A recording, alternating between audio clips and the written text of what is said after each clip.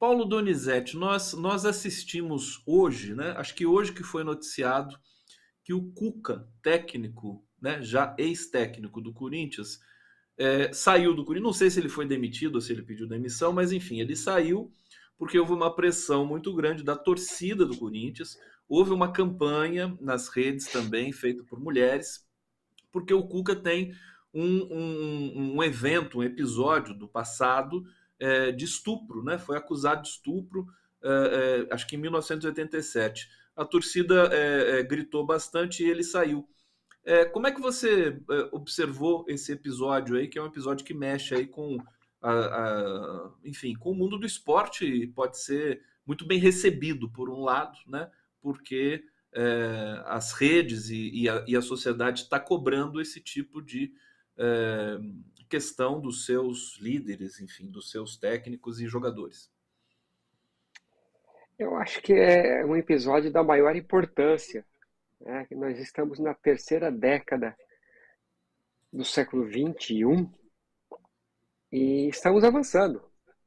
Apesar de 10 anos aí de avanço da extrema-direita, né, do machismo, da misoginia, do racismo, da homofobia, apesar do avanço desse extremismo nos últimos 10 anos nas redes, até na estrutura política, uma torcida engajada, mulheres conscientes do time feminino do Corinthians que postaram essa mensagem que você está exibindo aí agora, né, conseguiram peitar uma discussão que os clubes brasileiros vêm jogando para baixo do tapete desde o início do século.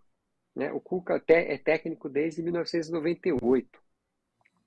Ele foi um treinador que foi crescendo, evoluindo. O primeiro grande clube que ele dirigiu foi São Paulo, em 2004. Preparou o time que seria campeão mundial, dirigido pelo Paulo Autuori, no ano seguinte.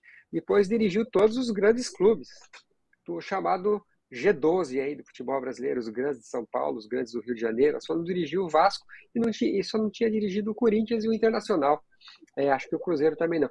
Mas foi campeão pela Libertadores, pelo Atlético Mineiro, foi campeão pelo Palmeiras.